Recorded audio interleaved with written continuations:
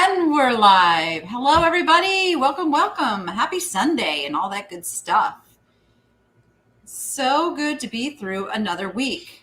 I cannot believe it's time to think about fall, but it is.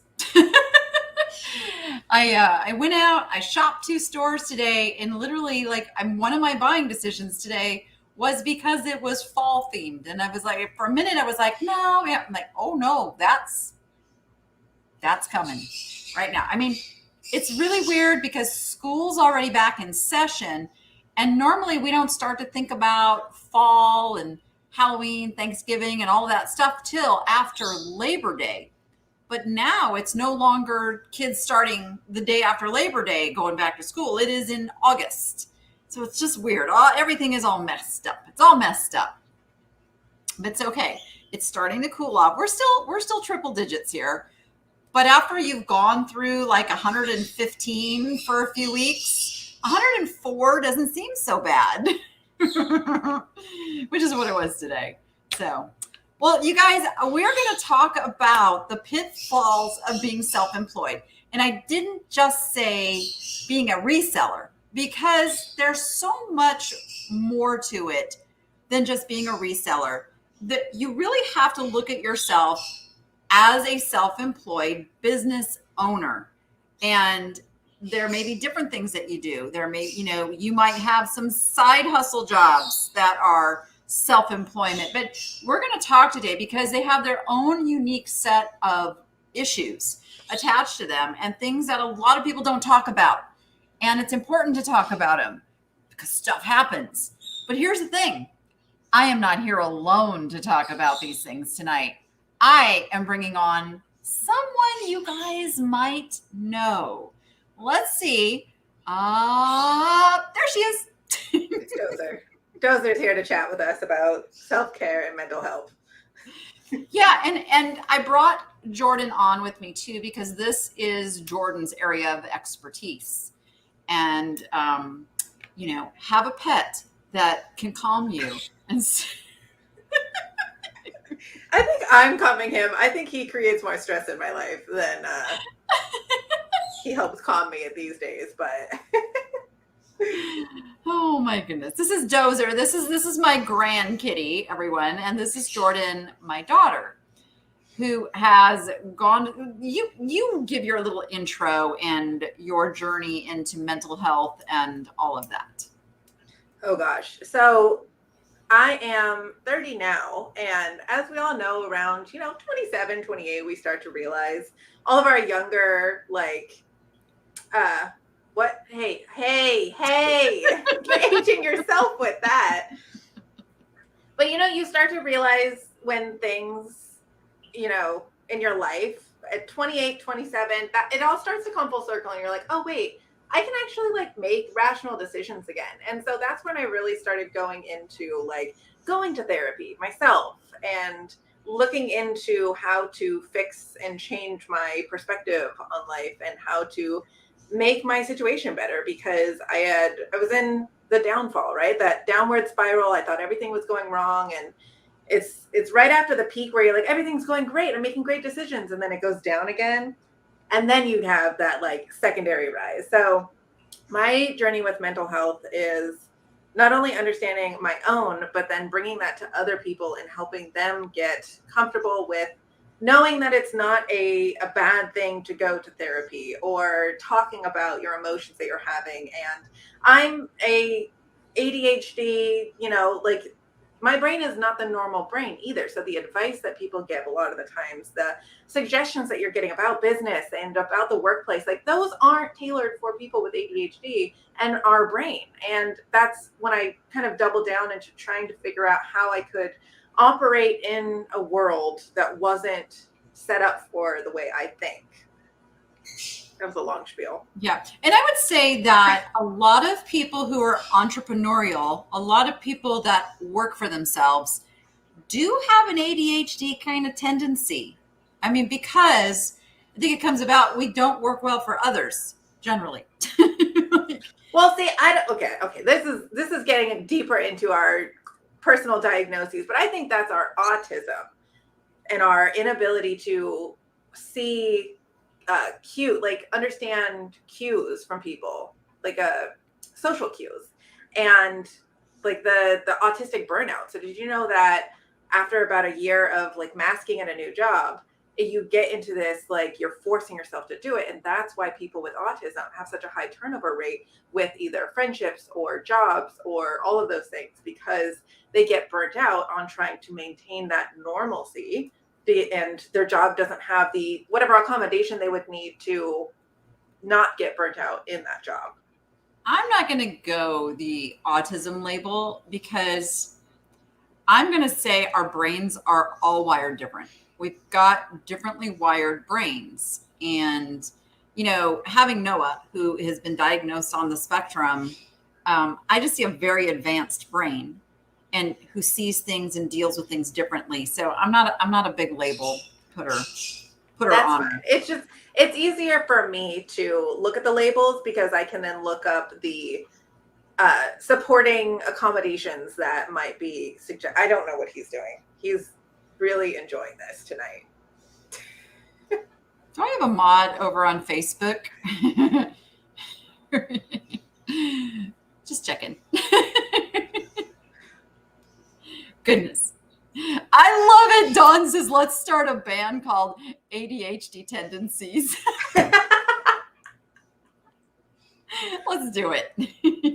We would never remember what song we're playing or what day we're practicing, but you know what? We'd be really good at whatever we did. So the other thing is, you know, this is not just a simple black and white conversation either, because there are different things that come into play. Did you experience some sort of trauma in your life? Because that affects the way you make decisions. You know, what experiences have you had that then are the way you deal with things? And there's like, the human psyche is so complex. It's so complex. Fascinating, but it's complex nonetheless. So I find that one of the things I hear this a lot, and this really, really came to a bigger fruition, I should say, after 2020. And when a lot of people found themselves very isolated. And there is a loneliness that comes from working alone and working out of your home and, you know, doing.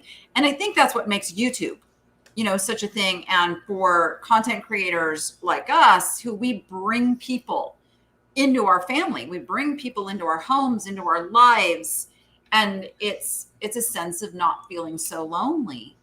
But on the same token, I think it opens itself up to a whole nother set of problems as well. Yeah, I feel like being a creator, I've been creating content for 3 years, and then I've worked in marketing, helping others create content for a while. But I've only just reached the point in my own content creation where I am getting the millions of views and the thousands of comments. And if they're good comments, that's great. That's, you know, it's all fine and dandy when everyone's loving what you're doing. But then you get the negative side of it, and you not only question everything that you're doing, but you're like, oh my gosh, it's like overwhelming. And I had a recent post blow up about my tree. I have a tree. Okay. I had a tree video and I had a cookie video, and both of them blew up around the same time. And I was getting hate on, like, vividly by, that's not a real word, but just saying I'm sexist. It's a word if you want it to be a word. Trees. And then people are hating me, sending me hate messages because I posted a video about cookies. It is a 12-second video about cookies. And then it's this, like, the people forget that just because I'm here on the screen and you see me and you have a detachment now, like you start to make assumptions about people's character. You start to like fill in the gaps of what you're thinking these people are doing. And like, I said the boys tree. And so everyone's like, well, you think boys can't, you know? I was like, no, the boys, it's the boys. I'm referring to the boys, which I talk about. They are the boys in my friend group. Like, and my boyfriend at the time happened to be sitting in the video next to the tree, and they're like, I bet you hate that man. That man. I was like, okay. And then they're talking about, that's the reason that women have problems with men in relationships. Like, the tree's not doing well because there's no father figure in the home. And I was like, well, I have bad news, everyone. And let me just give a shout out to Brenda and Christy. I did delete a comment over there already. So thank you for being over there to be monitors. Let's talk about deleting comments, because I'm one of those people that I'm not afraid of like confronting and talking about the hateful messages, because at the end of the day, as long as you're not sharing my personal information or like, cussing things out, then I'm fair game. But that all depends on the person that is getting the comments and what you want to allow in your community. Like, you're building a community of positivity and like trying to maintain a more healthy environment. And in a place like YouTube, it's so much different than TikTok, where the videos just keep going. You're not able to sit there and scroll through comments and look back on things, and it's much different than the community that you're building. And creators have this hard choice of, do I respond? Do I give that any attention? Do I, delete it? Do I, what do you do with it? And there is no right answer. And I think that's one of the very interesting things about being a creator and trying to give pieces of your life to people and put it out there publicly, because everybody has an opinion. Everybody wants to fill in the gaps of like why they're watching and why they like you. And there is no like right way to do this. Yeah. And I tend to allow disagreements, constructive criticism. I welcome that. I mean, this is how a business owner learns to make changes and grow, is they listen to the feedback of their customers. My viewers are, for lack of a better word, my customers, and I have to be very aware of if there is an overall, like, people like really, really hated a certain type of video I did. Well, I need to look at those comments and go, wow, okay, maybe I shouldn't do any more of this. But then there's also discerning the intent behind a comment. And there are just some downright mean, nasty, offensive comments. I do not allow those.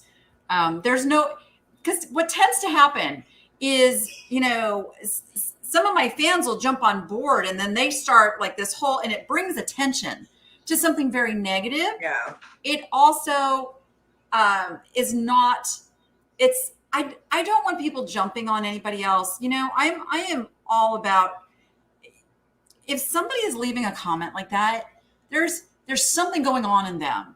And it's very sad, actually. They've got some pain, some deep hurt, something that makes them say something like so ugly on a public forum. They must be completely miserable. And so my stance is like, you're not going to be able to do that under my video, but man, I'm going to pray for you, because whatever's going on, I hope you get it worked out.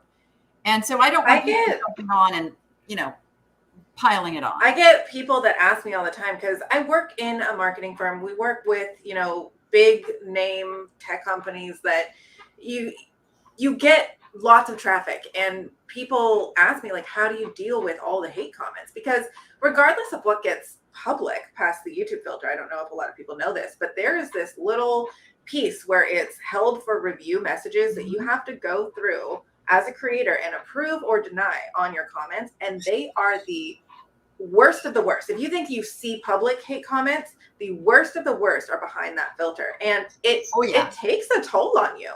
You start to read them, and like, it affects you emotionally, mentally, depending on what your mental state is that day, what else has happened.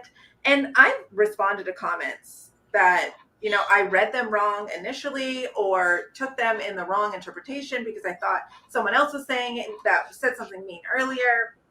It happens. But there is this very, very, like, I don't know. There's a large group of people that do it. And my thing that I always say to people is, the people that I want to be around, smart, intelligent, kind people, do not leave hate messages on the internet. And that is what I have to remind myself every single time I let one of those messages affect me. Smart, kind, intelligent people do not leave hate messages on the internet. And that's just the downside of being a creator and what you have to be faced with often, a lot, way too much. Yeah. And I don't mind people having a different opinion than me. I welcome it. How boring would life be if everybody had the same opinion? I mean, we'd have no discussions, no debates, no like anything. So I absolutely welcome that sort of thing. What I don't welcome, and let's just talk about the definition of constructive criticism, because some people get very angry at me when they just come in with some just very rude way of saying something to me. Like saying you're boring. That is not constructive criticism. That is an opinion. A constructive criticism would be like, hey, you did things in a way in this video. I'm not sure you're aware that it came across a little such and such. Have you ever thought of doing blah, blah, blah? Or something that is from a stance of concern, because you don't give constructive criticism to somebody you don't care about, somebody you don't want to see succeed. Yeah. You give rude comments, to someone that you don't care about. And that's the difference. And that is one of the things too, is trying to determine motive behind a comment and deciding whether it stays or not. Because again, I don't want a negative focus. I want a positive focus. And it's not that I care if somebody has a different opinion. It is the way it's said, not what is said usually. I think too, the thing about, so the difference of public and private, right? So if you're leaving it in a public place, maybe that's not the most appropriate way to be giving constructive criticism. And there's also this level of like the fourth wall, right? With a lot of these YouTube creators, in a sense, they become the celebrities that you have access to.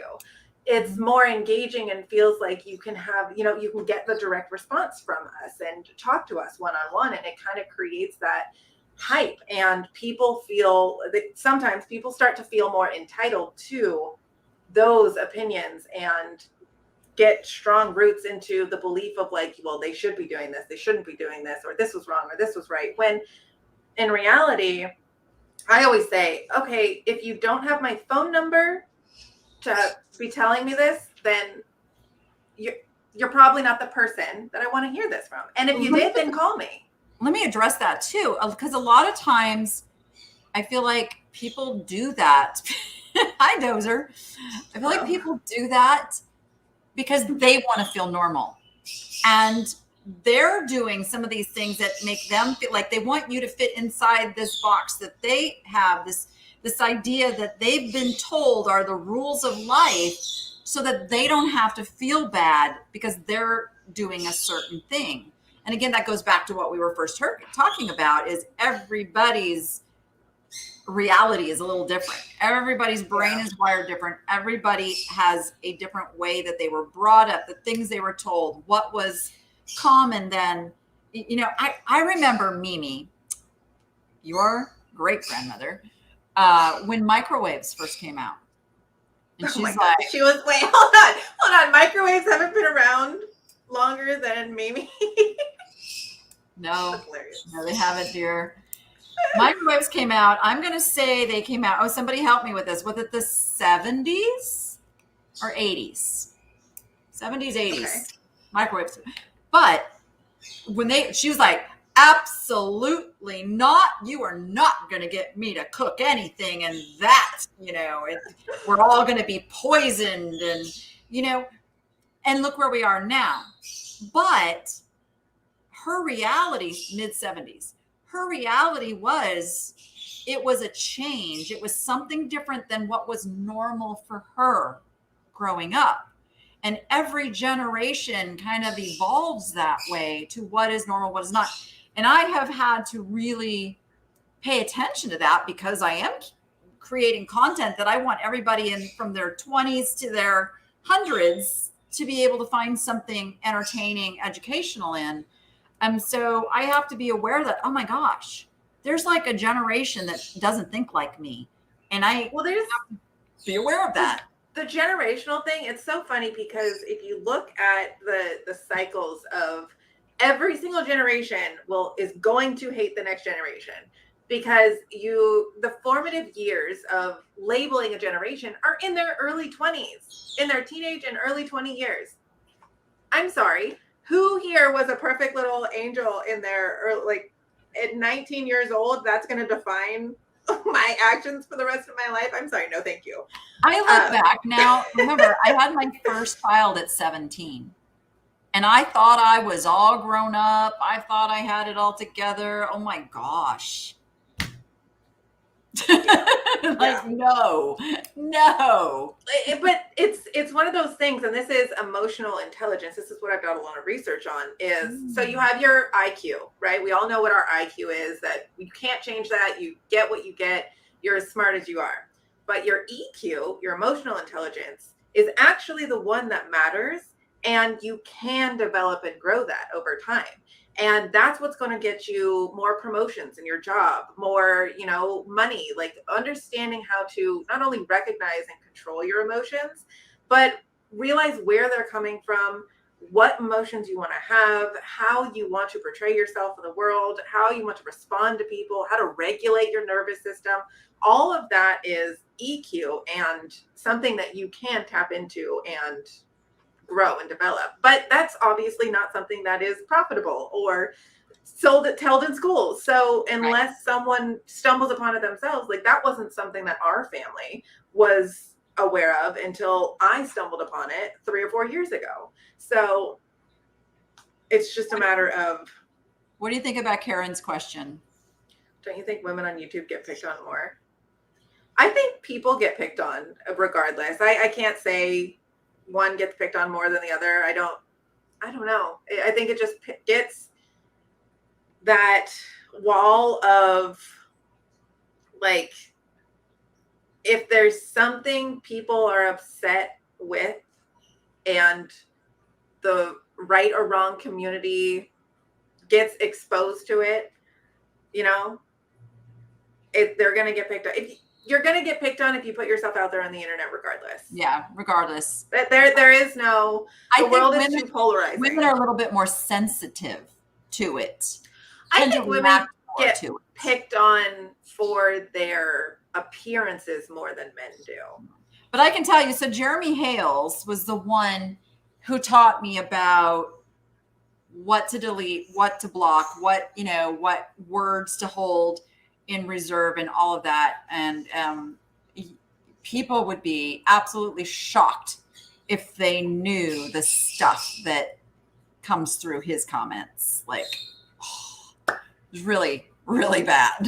So, I mean, he's a guy, you just don't hear about it because guys tend to go, yeah, whatever, How about this? Do you think creators are neck to neck on things they say and do in their live shows? So, Jared, I'm not exactly sure what you mean about neck to neck. Like, can you help me understand what you're saying here more? Here's that inability to understand vague concepts. Did you know, hold on, this is something I learned the other day. Did you know that rolling your eyes does not mean like actually rolling your eyes? It just means like a little side shift. Yeah, no, so as literal thinkers, we interpret it as rolling our eyes, but the actual neurotypical definition of it is just it's not a full eye roll. Valerie, I think that went out when Facebook was created. It's really hard because when ego gets involved in things, we get caught up in the excitement of what it is to put someone else down. Because a lot of times, if someone is putting someone else down, they're gaining something from it. They're putting them down to push themselves up. And I have experience with this because this is what my ex used to do. And I didn't realize it. I thought I had to rise up to meet him, right? He was always telling me, oh, you're not good enough. You're not good enough. Here's the bar. And in reality, he was trying to drag me down so he didn't have to get better. And I think that's a lot of the times when it's like a self-esteem issue. I didn't have the confidence or self-esteem to realize and recognize like he was pulling me down. I thought he was telling me what I needed to do to get up to his level. Yeah. Okay. So Jared has gone into it. So do you feel like you copyright certain things in videos as a creator? So there's a trademark process if you have things. Like I'm in the process of trademarking some of my core statements that are part of my brand. And basically what a content creator is doing is it's a brand. You build a brand. So I know I'm very careful not to copy things that others do because number one, nobody wants, like if it's a well-known person, people are going to know you're copying. Like, why would you do that?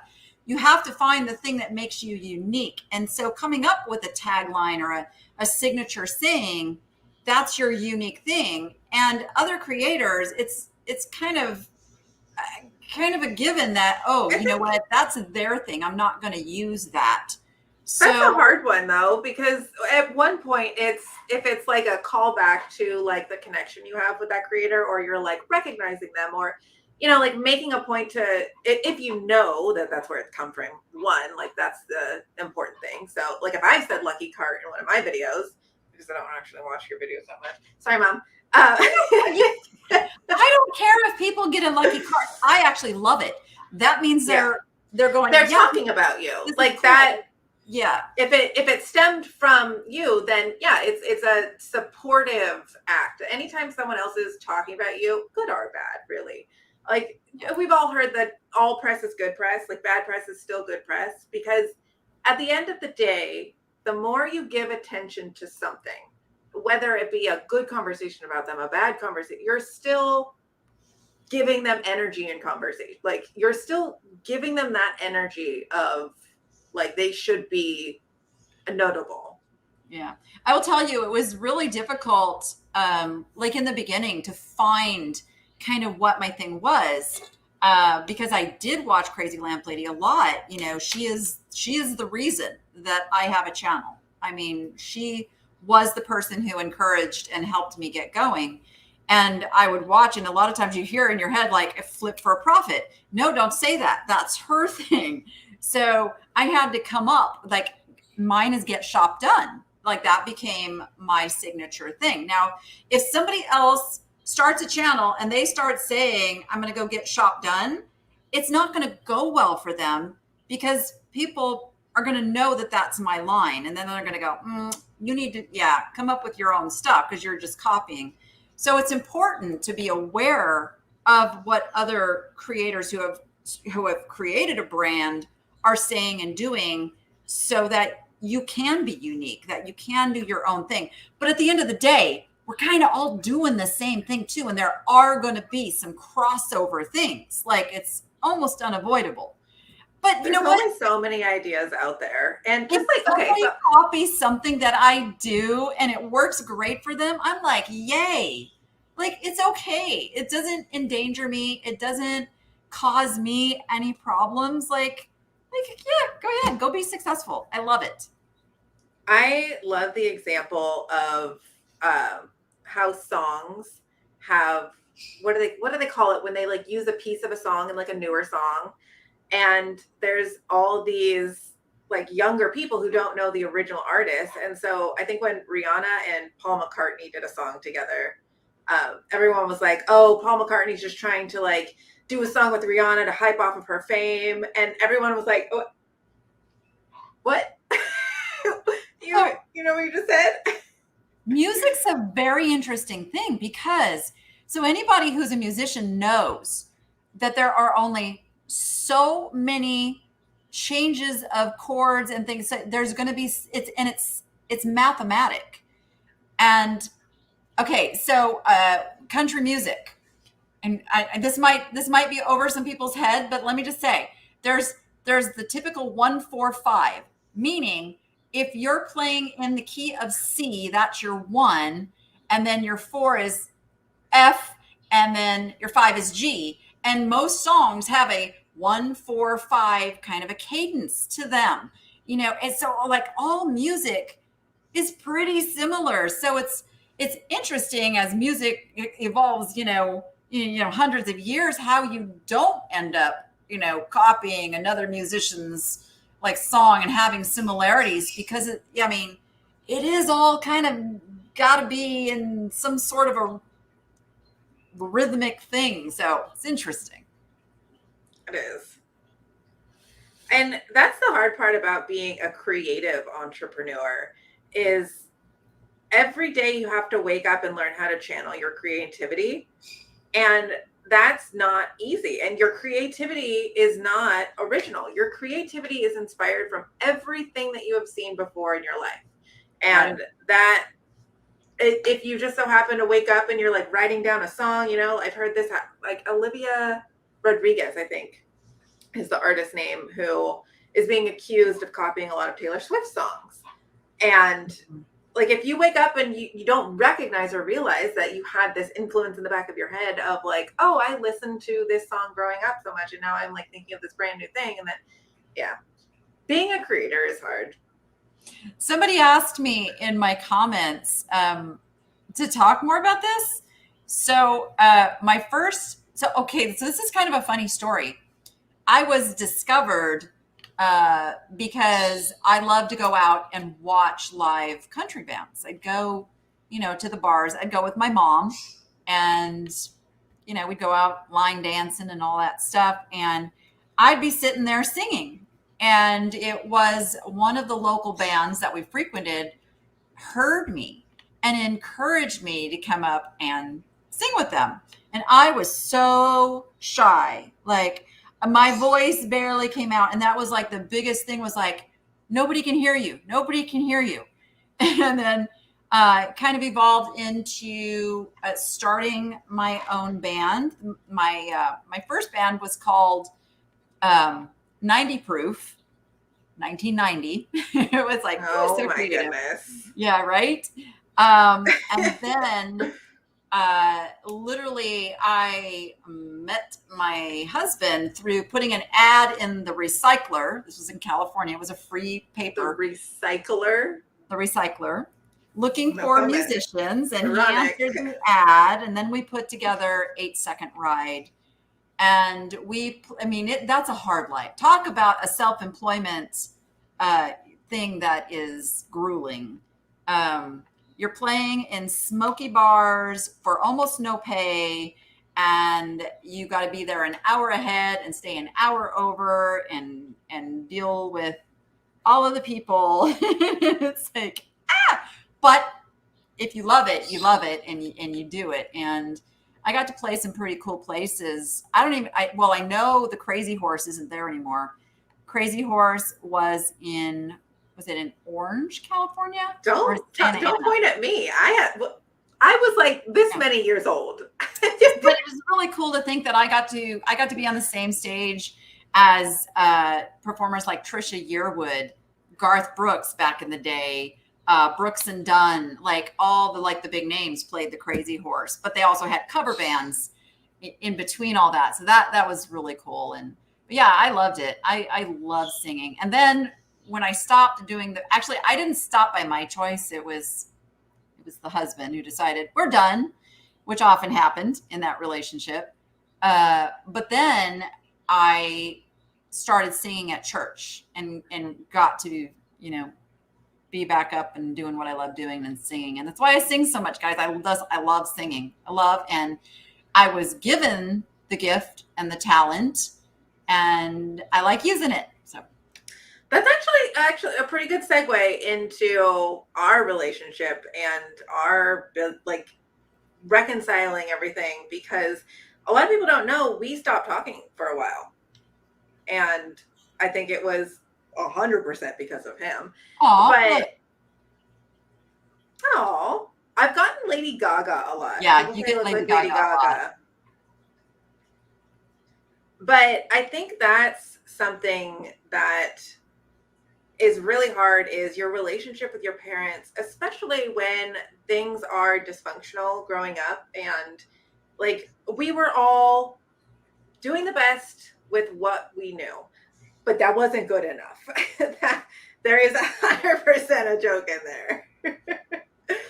But at the end of the day, coming back together, I have a very strict standard for people that I allow back in my life now. It's if you're not working on progress, if you're not working on self-development, then I can't have a relationship with you. And that's not to say, progress isn't a trajectory like this. This doesn't mean you're continuously getting better. This means you're willing to go through the ups and downs. And I think that's something that a lot of people can learn from is life is not all good and sunshine and rainbows.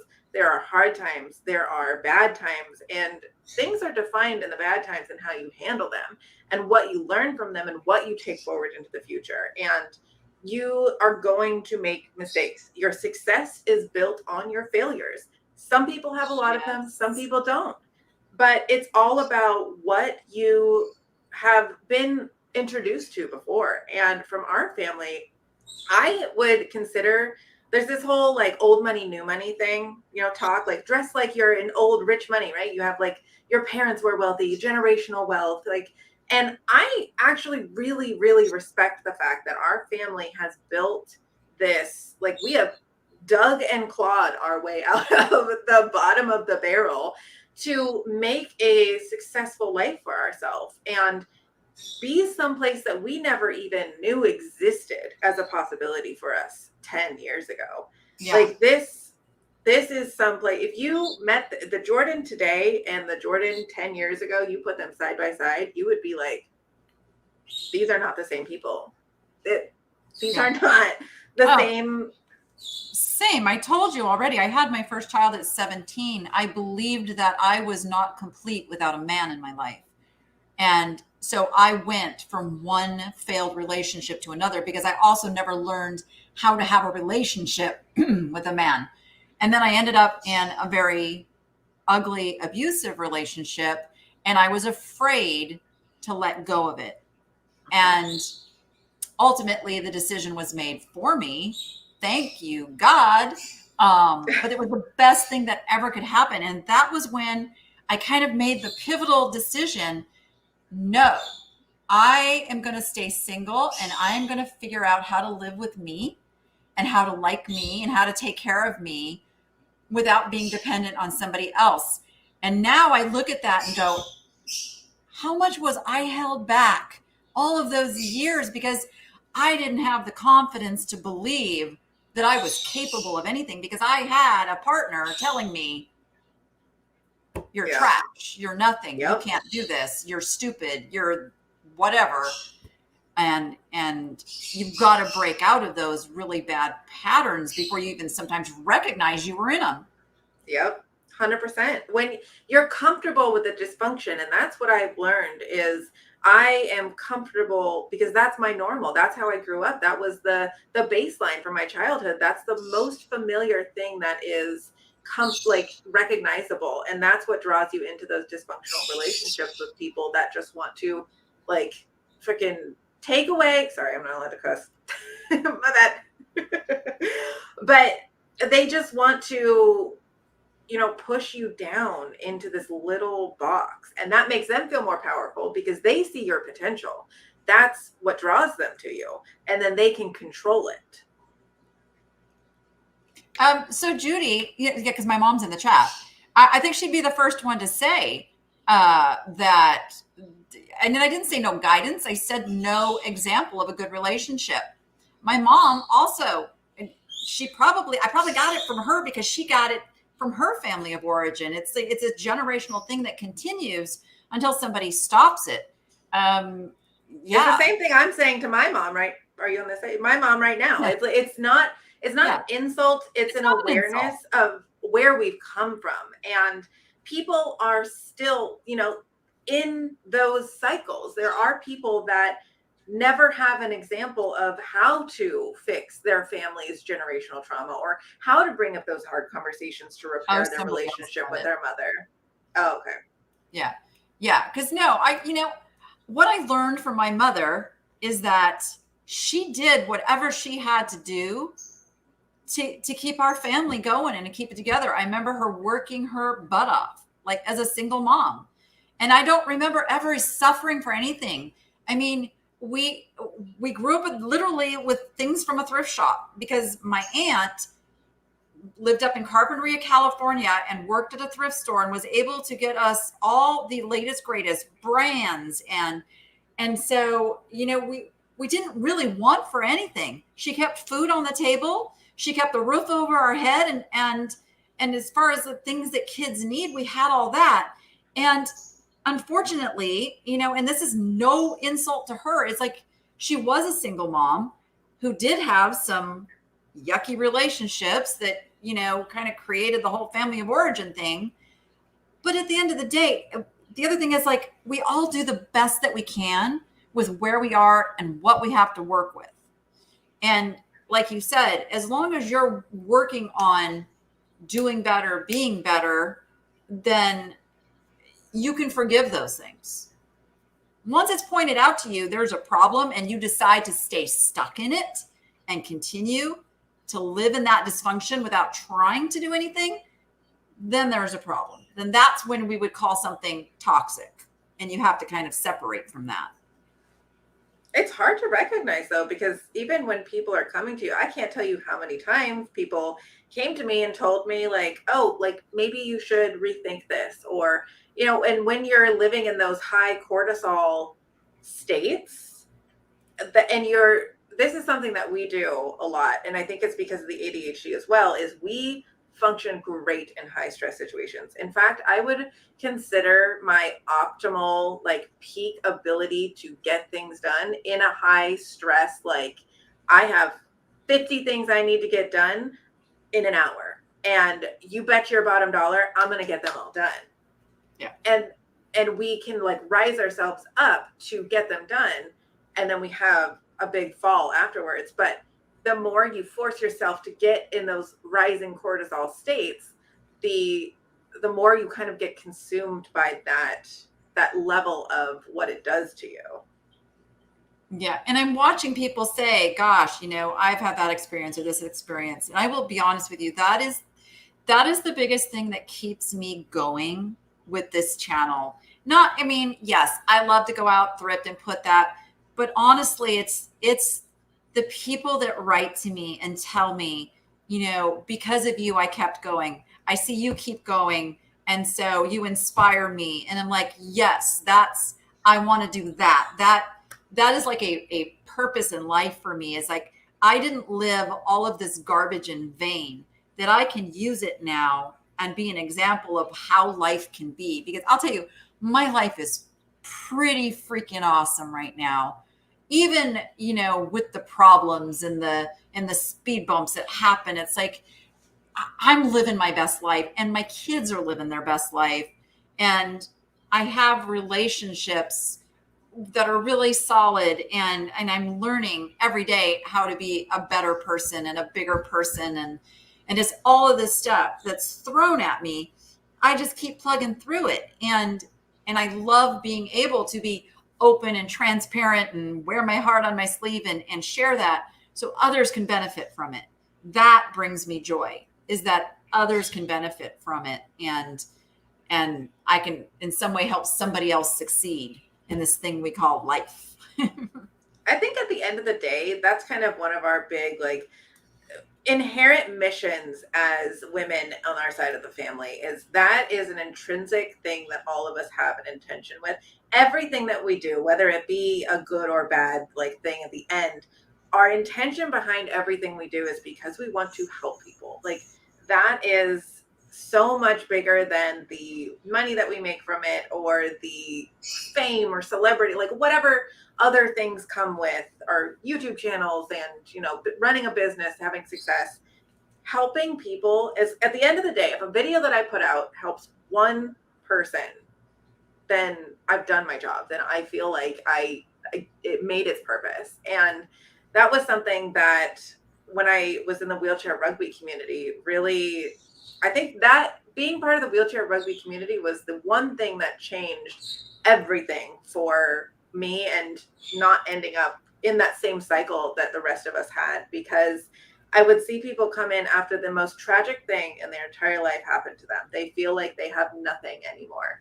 They either suffered from addiction. They're now a quadriplegic in a wheelchair. They don't have their bodily autonomy, their function, everything is just gone. And then seeing them transform over the next couple of years and not be suicidal anymore, not feel like they have a dependency on drugs, getting into relationships, starting families, getting jobs, that really showed me you can come back from anything. You're not broken.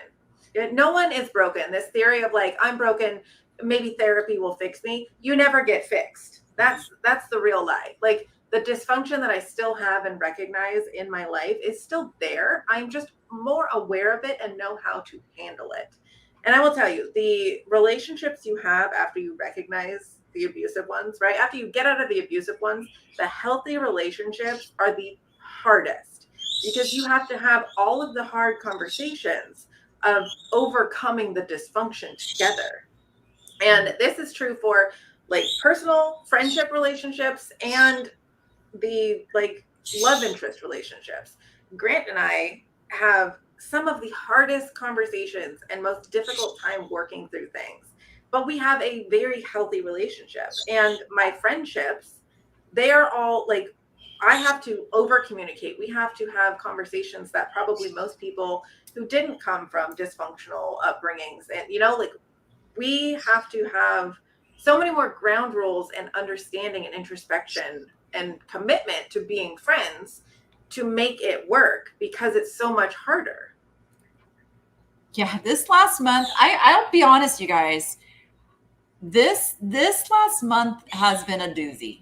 I mean, a doozy. I've moved a lot. This one kind of kicked my booty. I don't know why this one was so hard. And I've never really downsized before. I've always gotten more space. So that's been a real kick in the pants. I'm going through going, I got to get rid of some stuff, which I'm going to do. But yeah, so on top of that, it's been a super slow month at the store. We've been, trying to like manage that, come up with strategies, get more people in the door there. Oh, by the way, you got to be over here because you've got an electrician coming and a plumber coming and a this and a that. And I'm like, I've reached my limit a couple of times. One of them you saw on video. It was like, oh, do I put this out there or not? But I thought it was important to put out there so you guys realize I am a human being with feelings, that I'm not superwoman. I do break down at times. The key is brush yourself off, sit back down, re-strategize, and figure out what you need to do to move forward, to go forward. I mean, I'm still going through some stuff. Like, you guys, you heard me talk about, it's been confirmed. I have someone stalking me and putting my private information out on the internet. And it's like, but you sit down, you go strategy. Okay, what do I need to do this, to protect myself? We beefed up security. And you go to people that you trust and that who can give you good advice. I went to Jeremy Hales, who is the king of security, and he gave me some really good advice, and I did it. I got a new handyman, made it all happen. We got things in place, and nobody's going to bug me here. I got good neighbors. It's so scary, because I remember when you called me and told me that happened, I was scared, because you never know to what extent someone is going to do something. Like, as a creator, there are all of these terrible circumstances of, I don't know if you've heard of this, but swatting popularity, where people were calling the FBI during a live stream, and like, they that's what when my address got put out, that was my first thought. Yeah. Like, that was my first fear. So, but law enforcement is well aware of the situation now. So now, if they got that call, they go, okay. But like, there's so many ways that people have They're bored. There's some people that are bored and just love to mess with other people, and there are sociopaths out there. I'm just gonna say it. There are sociopaths out there that are willing to I do tend to attract a them. lot. So that is actually something with ADHD and CP. I'm saying the wrong word. CPSD. That no, it's complex PTSD. Oh, complex. It's something to do with childhood trauma, and that you are actually attracted, like in the back of your psyche, attracted more and going to draw those people in because of that like trigger. You play off of each other. I also have a really, really trusting nature. Like I let people in too close, too fast. Same. It's a fault of mine. I do. I don't know good boundaries.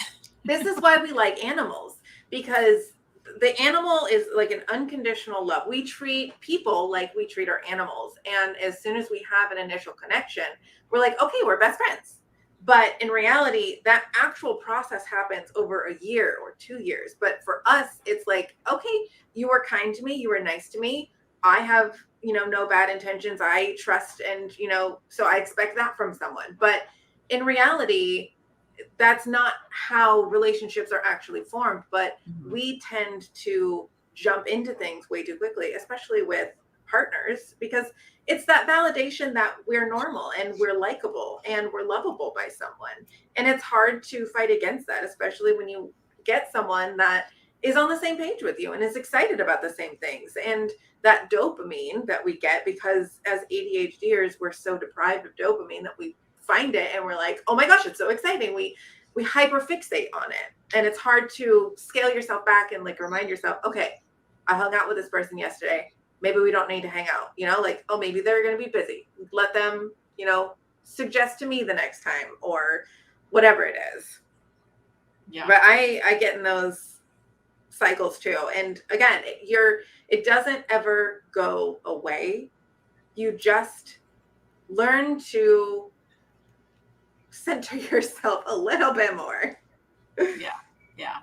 Yeah. And for people like, I know who it is. So, which is also good because that way it's being taken care of. But I don't want to give them any attention though. Like that they will love to be talked about. So we don't want to even do that. Let's go back to another one of the pain points about working for yourself. It's like, okay, there comes a point, if you want to grow your business, you will have to have help. You're one person who can only do so much in a day.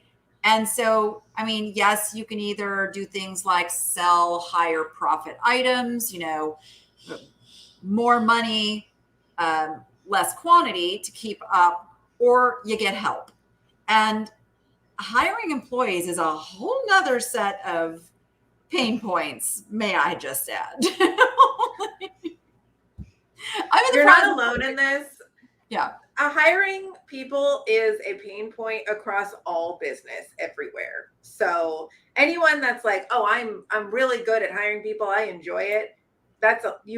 Everyone has always hired the wrong employee, right?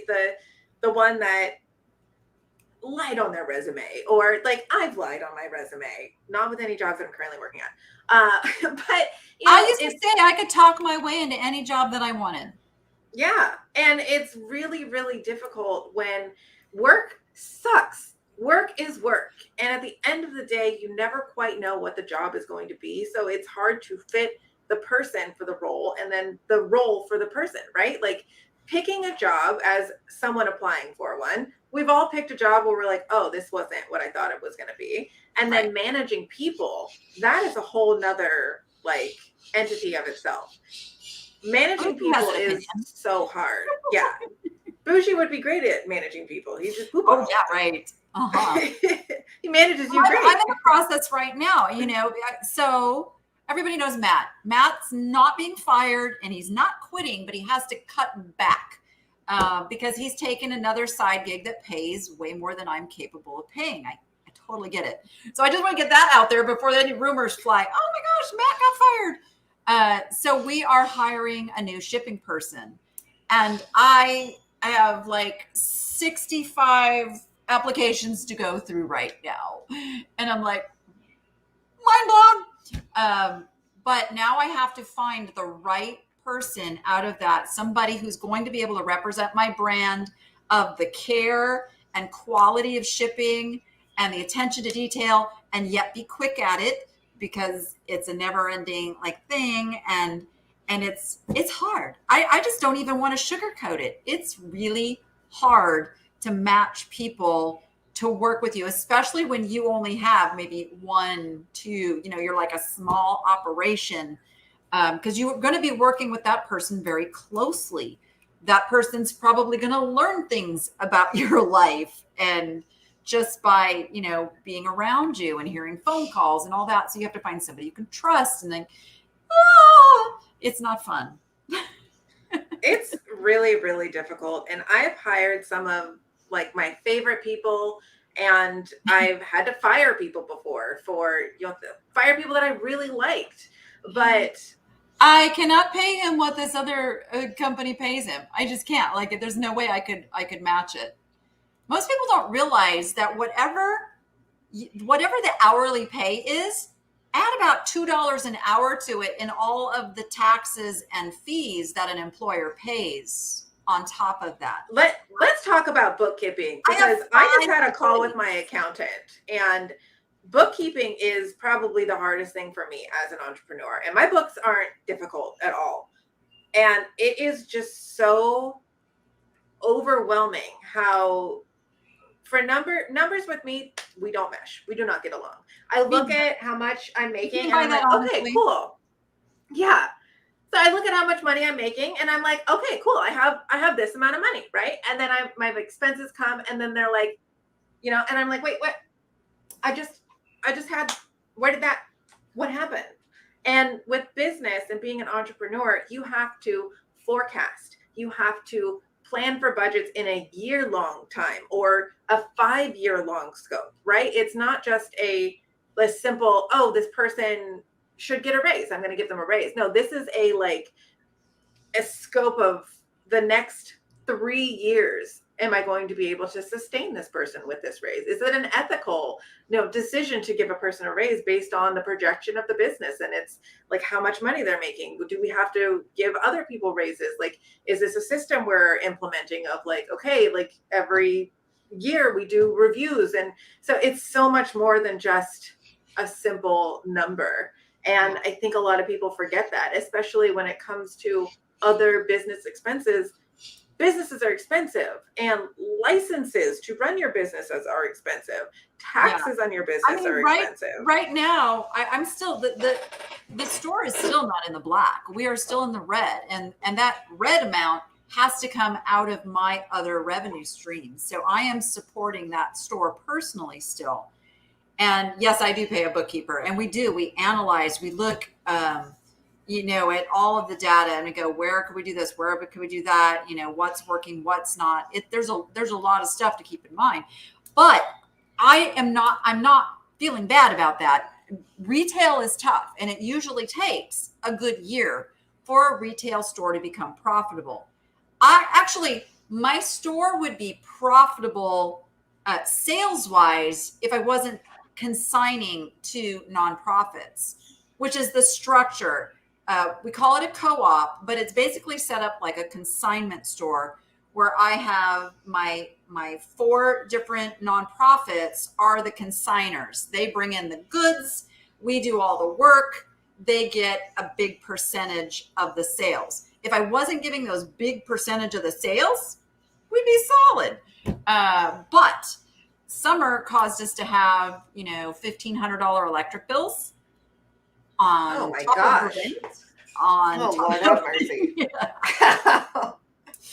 And in the summer, sales are slow. Like, it's just the nature of the beast. Hot summer, people are not going out as much.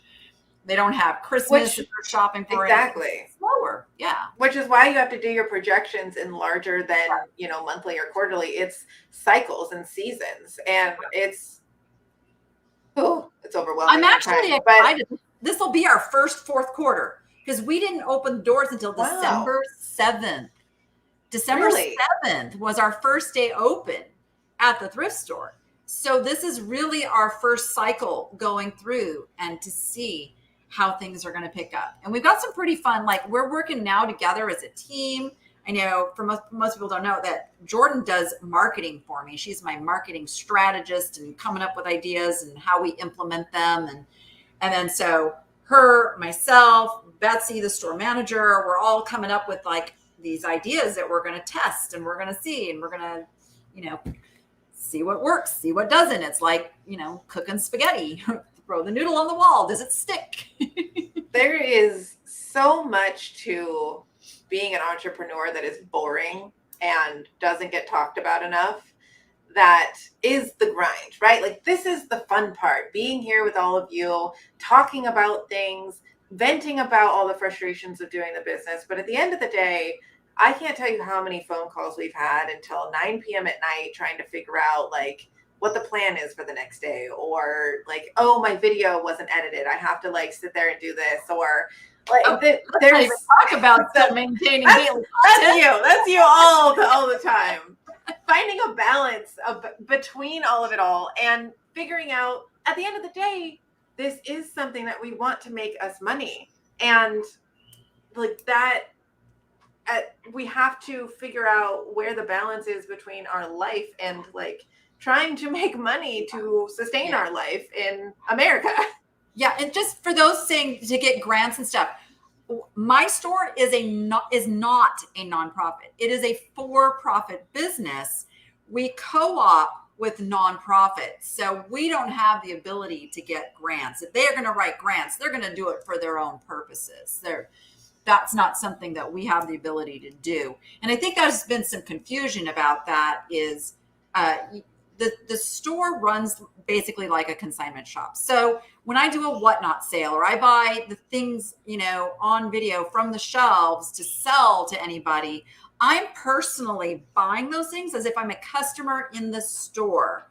So I pay what any other customer would pay for those items. I do not take any additional discount. I buy them at ticket value and then resell them. I've just resold them kind of before I know what I was reselling, if that makes sense.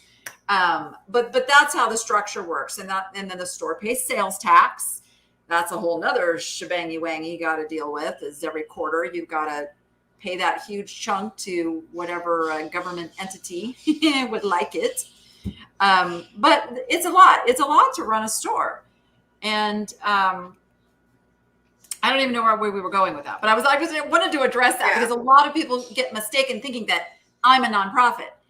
And I did go through the process of starting a nonprofit and still plan to pursue that. But, and this is a good segue into something I know you want to talk about, is I had to look at all of the plates I was spinning. And the nonprofit was spinning over here and getting a little wobbly because I wasn't able to give it the attention and detail it needed. And at the end of the day, the nonprofit is not a money-making endeavor. A nonprofit is a labor of love. It is a service. It is something that costs you money and time. And so that was the plate I kind of had to set aside for now, so that I could get all these other plates spinning without my having to sit there and spin them. This is where I come in and tell you you're only supposed to have one plate. Well, so, my favorite rule is, right, you have your plate. This is how much time, energy, devotion you have. You only want to fill that plate 80% because you leave the 20% for the BS that's gonna come up. It's inevitable. The BS always comes up. The car breaks down. There's a storm coming in. The internet went out. Something happens. Something immediately needs your attention. You always have that 20% gap ready so that you can address those things. And that is how I give advice to people. That's how I structure my life. That's how I structure for my team at work. This is like core how to work-life balance, because if you're filling your plate 100%, or like we do 120%, because we know how much we have available in our energy span, the things that come up are now going to bleed into your personal life. They're going to take away from how much sleep you get, how much time you can spend making dinner, how much time you can spend with your loved ones. Like, and it starts to drill away at your brain cells. I gotta share this because I just read this today. Little boy goes to his dad and says, "Dad, how much do you make per hour?" And the dad at first got upset. He's like, "That is really none of your business, son." Yeah. But the little boy persisted and it's like, "Well, I just really need to know how much you make per hour." And the dad said, "Fine." Finally told him, "I make $100 an hour, son. Now go play." And the little boy goes, "Could I borrow $50? And then the dad got really angry at him and it's like, "What are you doing? No, you can't borrow $50. Go do your thing." So a little bit later, dad walks into the little boy's room and says, "Son, I'm really sorry. I was a little hard on you. Here, I'm going to loan you the $50.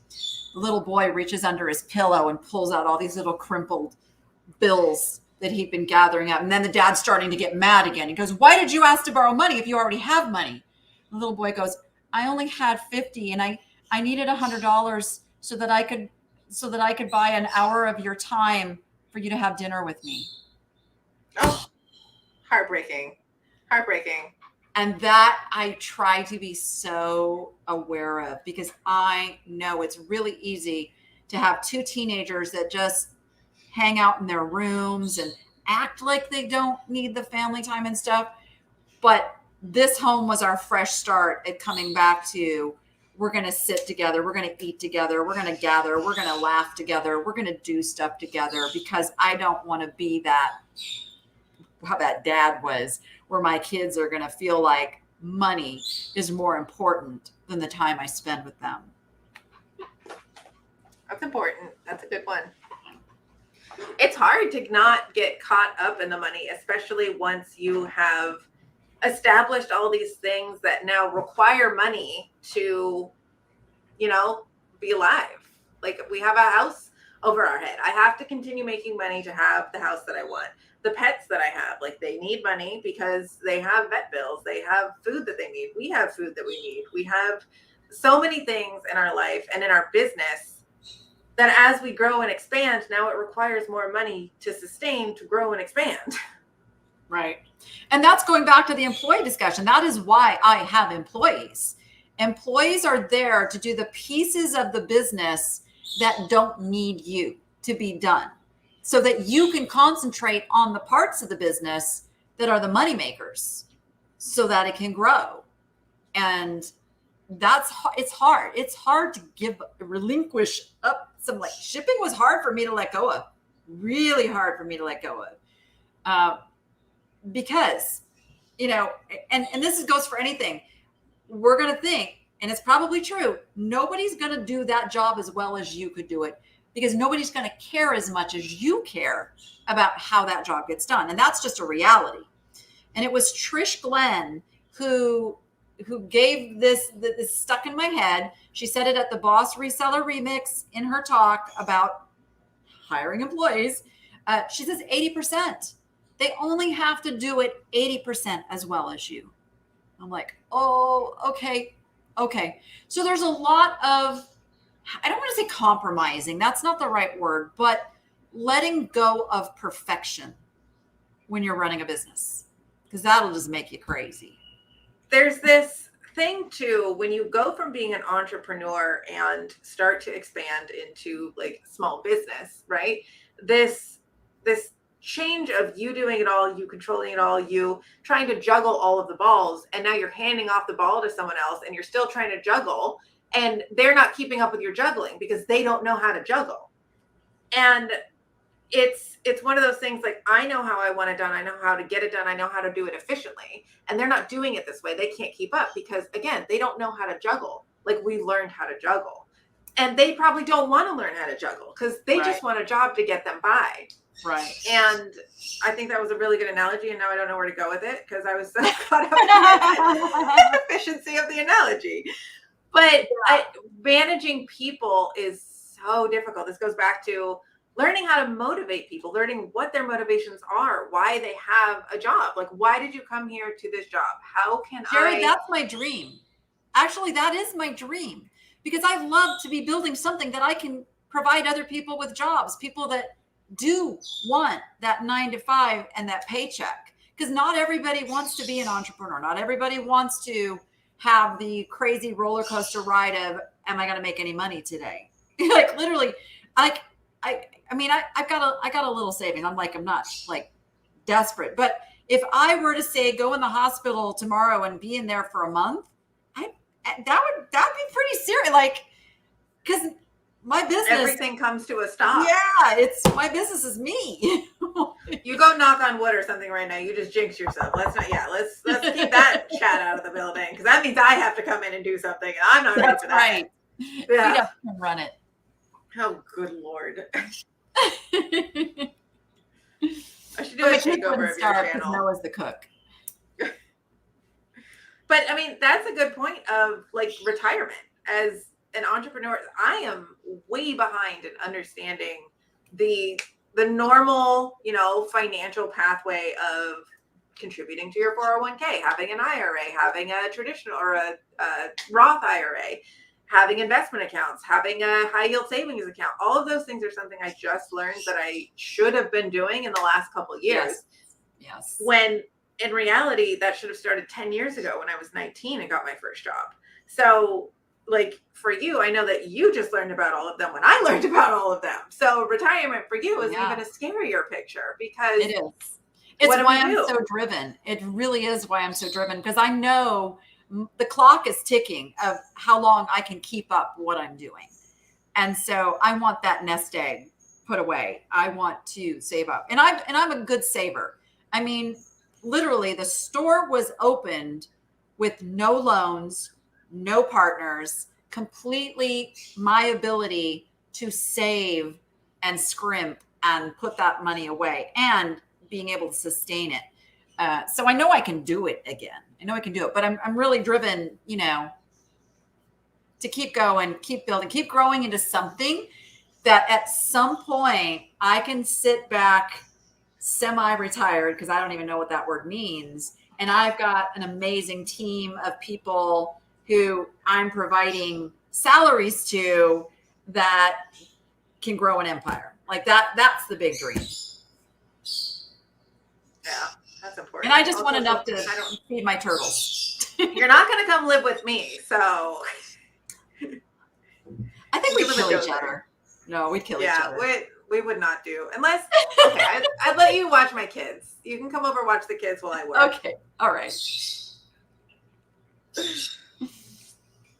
I like this question. Daniel, were you also always so self-disciplined?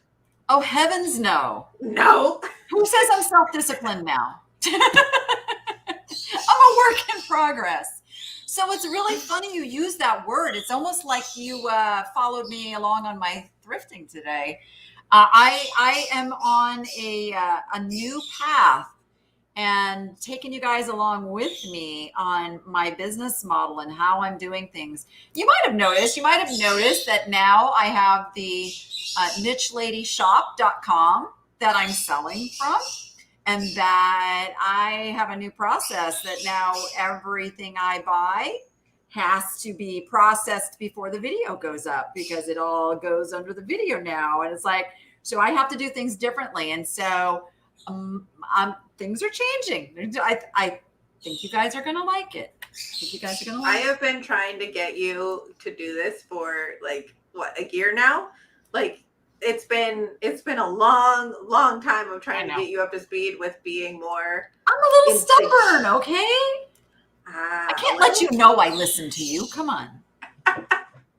I know you listen, because then you come on here and give my advice that I gave you to all of them. Yeah. No, it's funny. You say that, but I started my self-help journey really back when your sister was 2 years old. I was just telling this story to somebody recently. Now, mind you, I was only 19 years old, but I was so depressed. So I was already single. I was already divorced.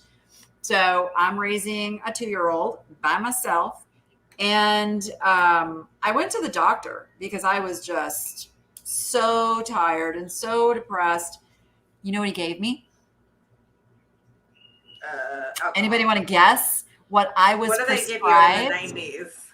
Oh, wait. 80s. She wasn't even 80s. This would have been You're old. 1986, 87. They prescribed to me Valium. Dr. Pepper? Oh, no. Valium. Oh, my. And that was my big journey into learning why I did things the way I did and everything, because it scared me so much that I lost 3 days of my life that I can't account for while I was taking care of a 2-year-old, that I went and actually did an inpatient program for my depression. And it was like, that was the beginning of the journey, just the beginning of the journey. Wow. And then it's a long, slow process learning about your, family of origin and all the dysfunction and why you are the way you are. And then you keep making mistakes. Yeah. Keep doing it. Well, and then therapy back then too was like a treatment. It was like, okay, you do therapy and then you're done. Like therapy is a preventative. Yeah. It is something you are constantly doing. There is no, you're done with therapy. You've graduated. You've beat you can't overcome needing therapy ever. No one can. Right. Right. So yeah, it's been a journey. It has been a journey. And I thought when I married my last husband that, this one, I am sticking with this no matter what. And no, it must. And then, slowly over time, that narcissistic abuse is like, you start believing you are powerful. You're the narcissist. This is the biggest thing that I've read from therapy advice is when you're in a narcissistic relationship, you start to believe yourself as the problem, as the narcissist. But that is the one thing that makes you not the narcissist is questioning if you're the narcissist. You're a narcissist. Yes. Yes. Yes, absolutely. Yeah. And I've done so much. And I realized that I have a pattern of attracting narcissists in my life. Like, I'm getting much, much better now at, seeing it. I actually true confessions here. I can't believe I'm going to tell you guys this. What do you? I watch Bachelor in Paradise because That's not the worst thing you could have said. I know, because I study these narcissists. I know. No, because I study these people and like trying to form these relationships, and I'm like, I spot the stuff, and I'm like, it's fascinating to me. Not from watch these idiots on the beach. Well, you know why that's so fascinating to us? It's so fascinating to us because we're so bad at building relationships and understanding how to communicate with people. That it's fascinating because we want to learn how to do it better for ourselves. But yeah, it's true. So I can spot red flags.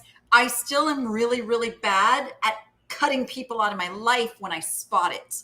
That's still my work in progress. Well, because it's hard because we don't like to assume that people are bad for us and we don't want to hurt their feelings. Again, it goes back to that intent of who we are at our core. We don't want people to feel like we don't like them because we know what that feels like. Good at convincing you that you're the problem.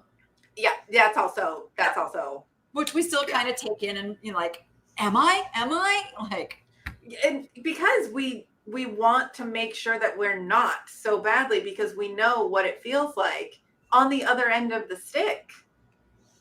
It's a vicious cycle. Yeah. But I'm hoping, let's see, I've been single since 2016. Yeah, it's really the end of 2000. We'll call it 2017.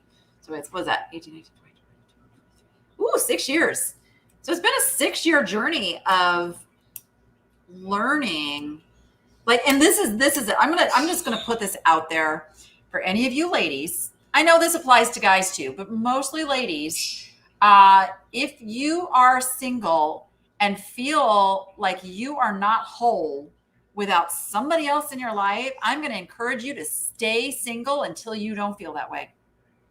Honest to goodness, the best thing I ever did was not try to get back into a relationship because I had to learn to live with me and not be able to project or deflect any of my weaknesses or things onto somebody else. I had to learn to deal with them and be strong and make decisions. I'm still horrible at making decisions. How many times have I called you and said, I just don't want to make all these decisions myself?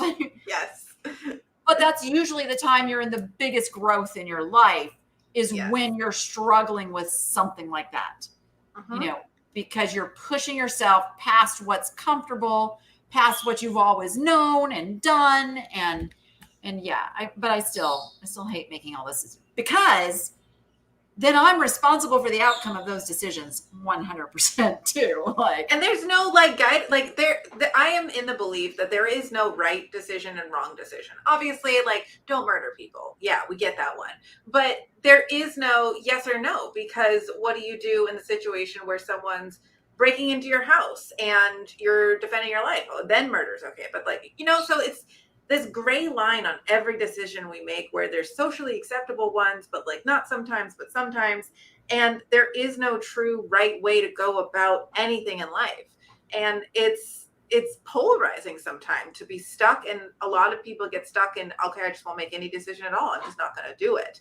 Right. But forcing yourself to make a decision and it be wrong is that pathway to success. Not being afraid of failure is the only way you're going to find any success in life, because you've got to try and figure out if that was the right decision. If it was, cool, next stage. If it wasn't, well, how do I do the next step, right? How do I? And then add the element of put it all out there on YouTube. Yeah, that makes it fun. We'll figure out if this is a mistake or not, but I love the analogy. And truly, I can say, you know, some of the areas I've fallen flat on my face in life are some of the strongest areas I have now. Some of the things, the foundations I've put into the businesses I'm building now are because I did it wrong before.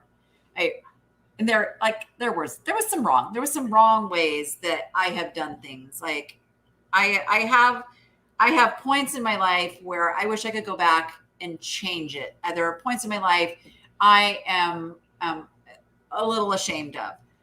But at the end of the day, you can never go backwards. You can never go backwards.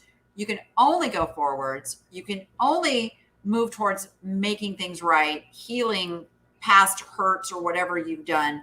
But you can't go back and unchange what you've done. Just learn from it and move forward. Like painting your room this ridiculous shade of blue. It's there. You did it. I did it. Actually, I like it. I like it now. It's growing on you? Oh. I would have done it differently, you know, but Rachel's really happy with her green, so it's all good there. My blue was a little darker than I intended. Yeah, it's so hard because, okay, back to the analogy that I was going to go into. I love analogies, if you can't guess that. But so imagine life is a foosball table and two people are like furiously playing back and forth. Like, you imagine a foosball table. It's crazy. There is no pattern. There is no, like, it's just the wild, wild west in there. And everyone's on one end. We're all trying to get to the other end. That's success. That's the dream life, right? That's everything we're promised. And everybody tries to go. And some people get kicked back. Some people figure out their way, right? They figure out their way and they're on the other end. And then they yell back at all the other people, oh, just go, you know, this way, do what I did. And people can't understand why they do exactly what the person on the other end did and get kicked back again. Like, why do I keep getting knocked down? Why does this keep happening? It's because we're not adapting to what's in front of us and learning from the mistake of like, okay, watch for that thing on your left or right, you know, like when you get to the next step, there's another guy there that's going to try and kick you down. Like, you got to dodge that one. You got to go under this one. You got to, like everybody's pathway to success looks different. And we all arrive at a different spot on the other end. It's also, a lot of people think it's this. This is not the path to success. Success is choom, choom, choom, choom, choom, choom, choom. And hopefully you're on a trajectory that's going up, but it's, we would all love it to be positive, but even some of the most famous people in the world, let's talk about Taylor Swift right now, because she's super popular.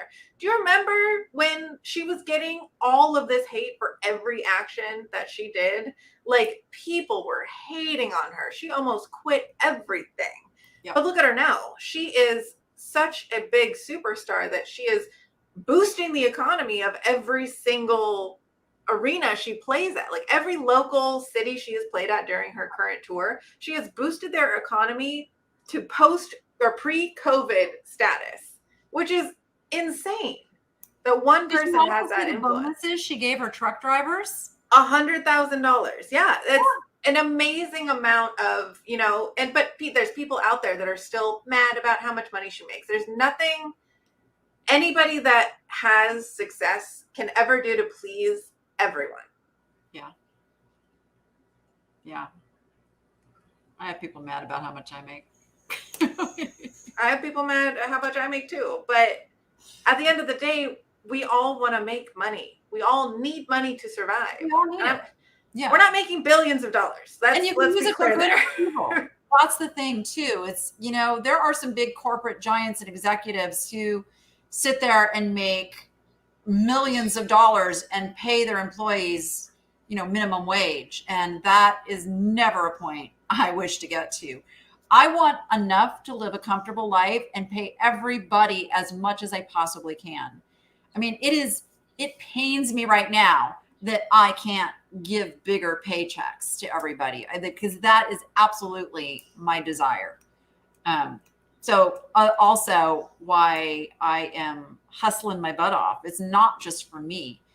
And it's so, the trickle effect is so wide, we were talking about the comments and the things before. It's like, people need to think, like, if they do anything to hurt somebody, let's say, use me for an example, there's other consequences. There's other people who get hurt, because like I said, I have 5 employees. If my business were to go out of business tomorrow, I would have 5 people that would lose their jobs. I would have all the vendors who wouldn't have that source of income. So I think it's super important, to think about how our actions have bigger consequences than we may even be able to envision. I think a lot of people, when they see or hear about large amounts of money, because YouTube is great. You can have, I had one video go viral and get millions of views, and it paid me out almost $700 off of one, fantastic. But then the turnaround of how that money goes back into the business and the costs of running a business. Like, I have a video editor that I pay for, and the majority of the time I am paying more to my video editor than I'm making from YouTube, because I'm growing my channel. And that is a startup expense. That's a startup cost. And all of the things that I have, the places where I want to go in my business, those are going to cost me thousands of dollars a month. And the offset of how much money you're making. I want to address this. YouTube rich. Yeah, there are, and it's a very, very small, minute percentage of channels that are making like get rich money. YouTube is ridiculously hard work to make a livable income, like for it to sustain and be your only thing. And I'll give myself an example. 11 years. It took me 11 years of creating content before I monetized my channel. And this is why you don't see more people growing a channel big, is because of the work involved. So by the time somebody makes it to what you're calling like the big money, like I'm going to use What the Hales as an example, but it's grueling. It's grueling, never ending work. You have to let people into your life and put up with things like stalkers and beef up your security. And it does not come without a cost. Would I love to, have the channel be like so big it paid for everything? That would be amazing. But at the end of the day, don't think that it's easy money either. Because I see a lot of people, and we're not even talking about YouTube here, reselling. There's a lot of reselling YouTube creators out there who make it look so easy. I don't ever want you guys to think it's super easy. It is hard work. There is a lot of it that is not fun. The thrifting's fun. The buying stuff's fun. Is the taking pictures fun? Maybe for some people. For others, it's a grind. Shipping, fun. Some people, if you're Misty of Thrifter, Junker, Vintage Hunter, you love shipping. Most people hate shipping. So there is the good, the bad, the ugly, and the, oh my gosh, I got 20 orders and that's great. But now I've got 2 days to get that all out the door and I'm still working my other job. And so it's really think about what do you want out of it and what are you willing to put into it? Because you're never going to get out of it unless you put that into it. It is a hard job. It is a rewarding, fun, amazing job, but it's a hard job. What is it about being self-employed? It's like, oh, I get to pick which 80 hours a week I want to work. Wow. Your commitment to how much time you spend on your businesses makes me worried for you, but it is like high risk, high reward. And we all want something, right? High reward, because in the America that we live in, money is your security. Money is your ability to survive. Like we need money to survive. So why, at any capacity, is money, how much we're making, a bad thing? Like we want to help other people make this much money. Let's all do this. Let's all make this much money, because like what you see us, we're not flying on private jets and traveling around the world. And, like we live good lives. And I think everyone should have this base level right here. I drive a 2015 Kia Soul. Yeah, it might be time to get a new car, Mom. I think that thing might run you off the road. Still running, though. It's still running. It's kind of hard to be a seller on eBay. eBay is not like, you guys don't see me push eBay as hard as I used to. eBay used to be a much easier game. And now you got to be in multiple places. You have to go where your market is, depending on what you sell. It might be Poshmark if you're like clothing and jewelry and that kind of thing. It might be, oh gosh, there's so many different marketplaces now. It's why I use List Perfectly too, because now like, boom, I put the thing in one place and I can shoot it out to all these other places. But eBay has lost my love. It's like, is it still someplace you should be? Yes. But should you put all your eggs in that basket? No. Because eBay is not the only game in town and it's not the best game in town anymore. So there's other ways to sell. There's, the Whatnot. I'm going to tell you, first ride of a year on Whatnot has been amazing. I'm watching a decline on Whatnot. So stay tuned. Like, Whatnot may not sustain and be the thing that it is right now for many people. And you don't want to get caught holding that basket going, hey, what happened to my income? As an entrepreneur, you always have to be looking at where else should I be working to grow my business or even sustain my business. I think that's probably the hardest part. And as many of you know, I started reselling this last year. I thought that I was going to get into it. I was going to start selling clothes. I was going to start doing that. And then I partnered with a shop that was getting out of the thrift business and getting into more like furniture sales. And I was selling a lot of their stuff. And I couldn't sustain it. One, because I didn't have the time to devote to it, to really put the energy and effort I needed into it. But two, it's so much prediction and trying to get be everywhere all at once and listing things. And if you know me, listing is I don't like listing. That is the one thing I will avoid more than anything else. But it's really tough to really get it going and then maintain that, because maintaining it is a job all in itself, to market yourself, to continuously talk about it. Have you read that one? I have read that one. Can I borrow it? I don't have it anymore. Let me see if I can remember. I don't think I can remember the premise of it. Found by chance. Yes, I do. Yeah. If it's on Cherish, that's not the only place it is. Yeah. I'm all about the cross posting because every marketplace has different customers. So, and oh my gosh, you guys, I almost forgot to announce this. Guess what List Perfectly has now? I don't know. Automatic delisting. I don't know. They just launched when something sells? Yes. Oh my goodness. Yes. It's brand new.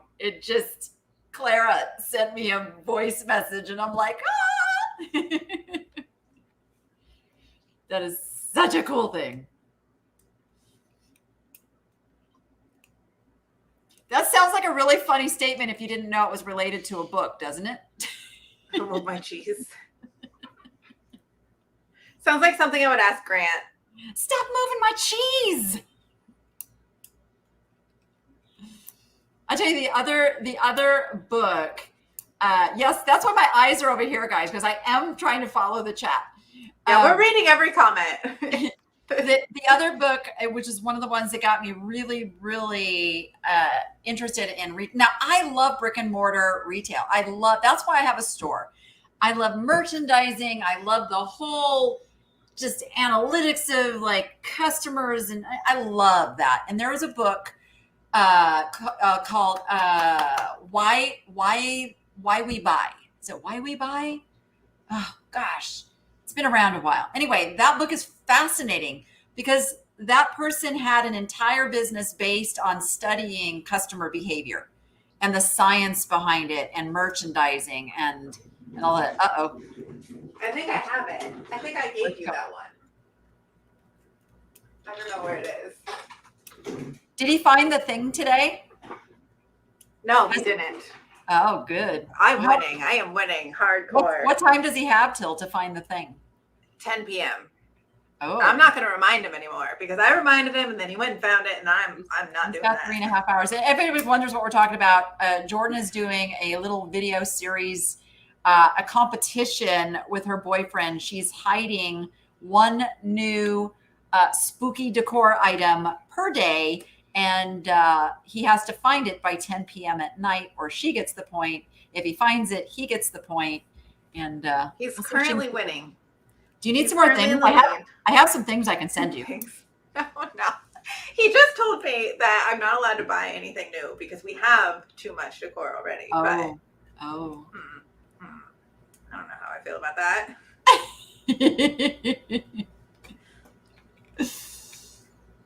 You're out of the Cherish loop? What do you mean by that, Mary? I don't even know what Cherish is. So I feel yes, it is. Found by chance. So it is their new Pro Plus level, which is very smart of them, by the way. Very smart to roll this out to a smaller group of users first, let them get it, perfected. And then what List Perfectly does is every time they add a new feature, it starts at the highest level. And then as new features come out, then they add that to more and more levels. That's kind of been their business model. Indeed. Yes, they're loving the spooky countdown. Yeah, I get mad if TikTok doesn't show me your newest video and I have to go look for it. The TikTok algorithm is wild. Let me tell you that. Yeah. It knows what I'm thinking before I say it out loud. I don't know how it does that, but it does. That's a little terrifying. It is. It's probably not great, but okay. So we'll just get fun here in this last few minutes that we're talking. All right. So there's a thing on TikTok right now. Talk about a side hustle. Talk about, I don't know who is the first one to come up with this, and I don't know if they are like worried about everybody copying them now. But have you seen the people? Okay, let me just explain for those of you who are not on TikTok. When someone is live on TikTok. Are we going to talk about? Yeah, the people viewing can give presents, gifts, which are like, there's money behind those, right? Like it's like giving stars on a Facebook thing, or maybe it's like giving a super chat on YouTube. But anyway, so people are giving these gifts, and they're all like, roses and ice cream cones and doggies and all this little cutesy stuff, right? So there are literally these people acting like little robots going, thank you for the rose. Thank you for the rose. Ice cream. They're not robots, Mom. They're non-playable characters. It's an NPC. Whatever you want to call them. It's ridiculous. And they're laughing all the way to the bank. They are. I mean, you gotta admire it.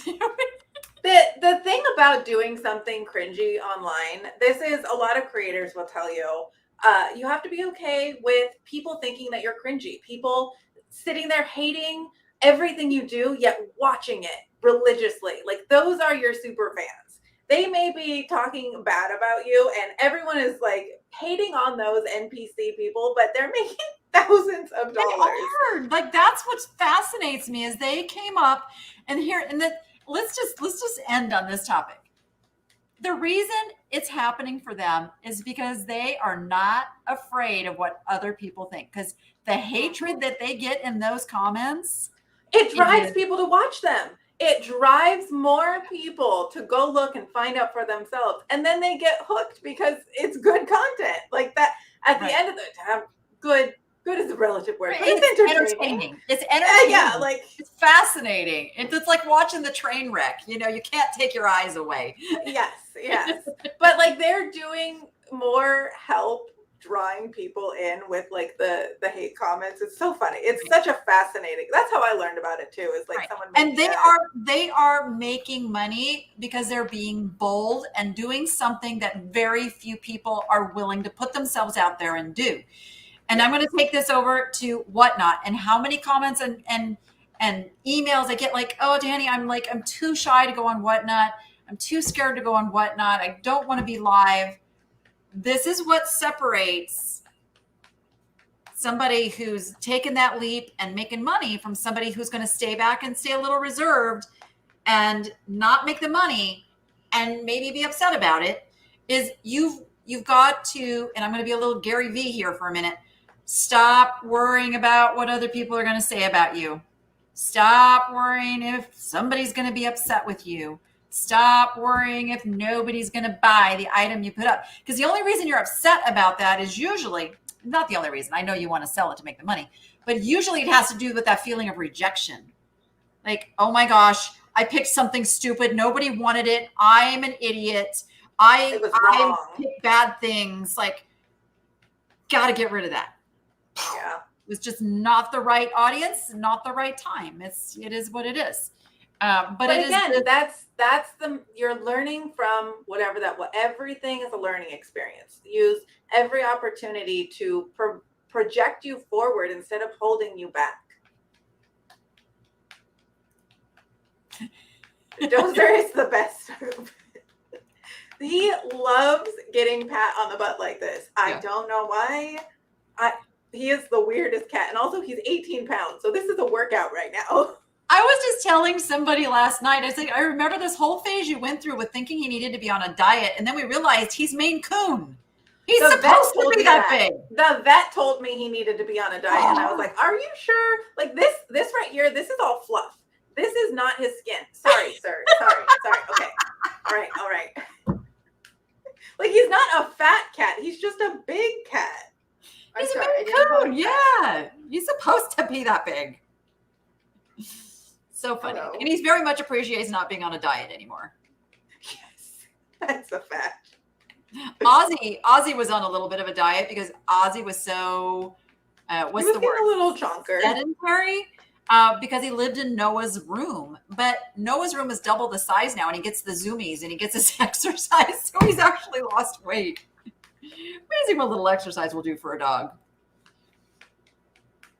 Yeah, Dozer's like, he's not your normal cat. No. I can say that. I have spent time with Dozer. He's something else. Yes, he is. He's a sweet. He's internet famous, so he's my ticket to stardom. He goes, yeah. Yes, I am. He's ready for the camera. Clearly. He knows when I'm having calls and like meetings and has to be in them. He is the best employee. That right there. Absolutely. All right, everyone. We have gone almost 2 hours. It was not the intent, but this has been such a really good conversation, and a conversation I think needs to be had every once in a while, because we all get into those slumps. We get into comfort zones. I watch those Facebook groups and I see a lot of complaining. And a lot of times it's really easy to complain and not take action. We get validated out on social media and we get a bunch of people feeling the same way. It's going to take somebody taking some action to do something that changes that cycle, that changes the way things are. If something's not working, move on to something else. Go find something that works, because since the beginning of time, things have changed. Things evolve. There's always going to be reselling. There has been since the beginning of time. Buying and selling, it's a thing. It's part of our society, but it's not always the same things. If pretty glass marbles are a hot seller today, sell pretty glass marbles until they're not a hot seller, then find something else. But don't get stuck in pretty marbles, you know. I just watched the Beanie Baby movie. Very interesting. Yeah. But I will say this is a good note. Don't feel like you have to overcome all of it at once. Do it a little bit. And then, because I can tell you, my mom and I still both have those fears of like, well, I don't want to do this in a video, or I don't want to do this, you know, like it still happens. It will always happen. But learning how to push yourself a little bit to not be so afraid, to get past that so that you can get where you actually want to go. Because, okay, think about this. What is your goal? Think about it in your head right now. Do you ever think that you're going to make it there? If your answer is no, why is it your goal? If you're not willing to do what it's going to take to get there, why is it your goal? That's good. That's good. Yeah, I would say shoot for the stars. Shoot for the stars, because like the worst that can happen is you fall a little. Wait, no, shoot for the moon. No, that's not it. Shoot for the moon, because if you hit all of the stars, you end up in the stars. Off of them. Come back down. Grab a drink of water. So I am part of a group. So I always surround myself with people who I feel a little uncomfortable being around, because I feel, and again, this is the thing, I feel like they're better than me. I feel like they are more advanced than me. Hello, shirtless wonder.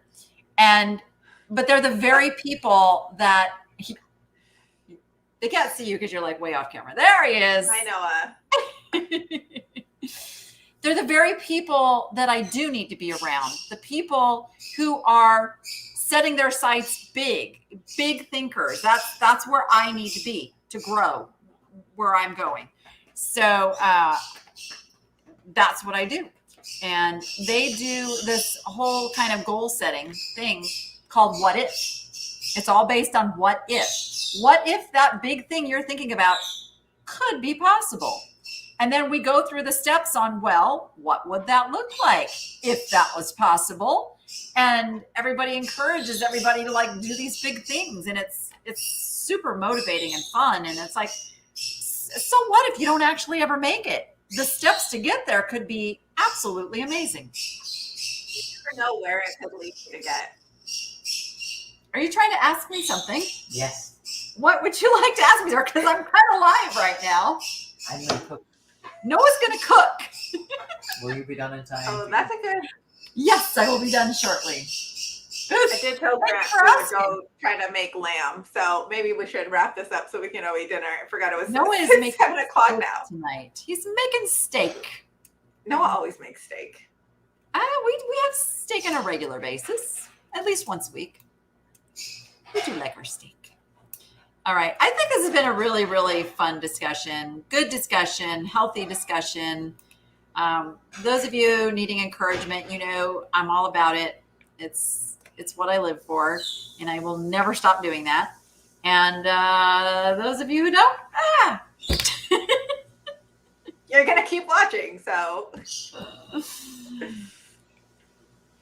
if you don't think you'd ever get it, is not a goal, is a dream. Goals need steps to make them happen, and that makes them different than dreaming. That is true. That is true. But you can turn a dream into a goal. with steps. 100%. All in the All right. steps. Yes. And there is no elevator. It's all steps.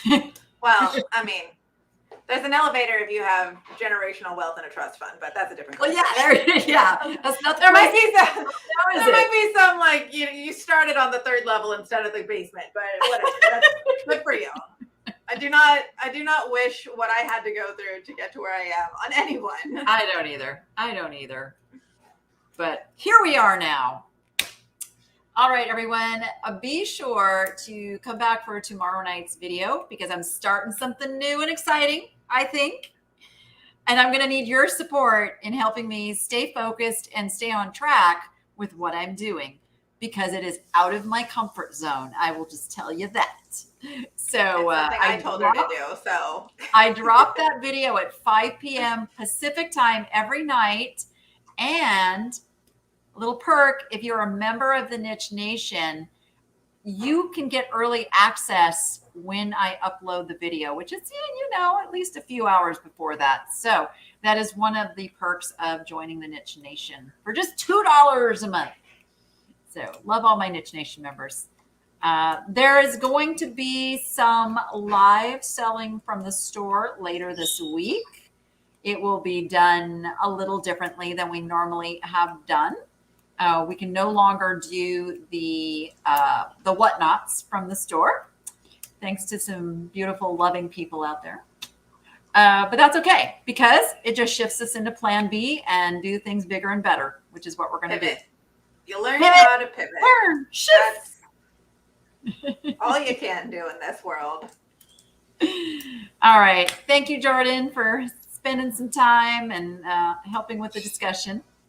Of course. We hope to have you back soon. Of course. Maybe. Are you coming out here for Boss Reseller Remix? I think I'm free that weekend. I think it would be fun. Yay. Are you speaking this year? I am not speaking this year. I am not. Okay. So we just get to hang out and no stress. I love that. We just get to hang out and no stress. Yes. So much better. All the cool people coming into town. So tickets are still available for that. Maybe Melissa can pop a link over there in the chat. They have kept the price the same as last year. They did not increase the price. And this year there is also a virtual ticket. And I have a link for that gets you $10 off the virtual ticket. If you can't make it out to Vegas, being here in person is always the best. But the virtual ticket will still have you there in the room enjoying all the festivities. Thank you. Melissa just posted the link there. So you can use that. You get $10 off. Niche is the code. I like how you have to overemphasize. You really should have picked a different tagline for your business, Mom, because we have a stutter. I get yelled at all the time for saying niche and not niche. You say potato, I say potato. Oh, that's okay. Grant makes fun of me for saying melee instead of melee. I don't know which one it is. Oh. We all say things different. Again, there's no rules. Sorry. All right, I know, let's go. It's It's time for dinner. There's no rules. All right. Thank you, everybody, for being here. We'll see you again. So for now, go be profitable and Go to therapy. make it fun. I should know better. I should know better. You really should.